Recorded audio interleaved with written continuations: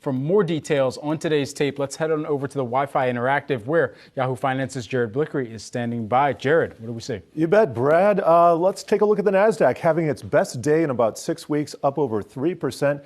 Dow is up over 2%. S&P 500, 2.5%.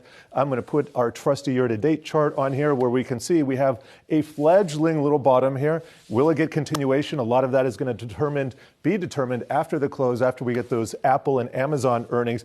Not to get ahead of myself, looks like we're just shaking off that negative GDP print, but we are concerned about volatility. We're still seeing the VIX right around 30. It did come down to 28.15. You can see there on your screen. Also taking a look at the Bank of America Move Index, bond volatility coming down just a little bit as of the close yesterday, but the U.S. dollar index is screaming higher. It is taking out multi-year highs right now, so we're going to want to keep an eye on that as it affects many different risk markets in different ways. XLC, that is in the driver's seat, that is up 4%. That houses Facebook after those blockbuster earnings. Well, I think they were better than feared yesterday. Also, tech, that is up 4%. Energy also up 3%.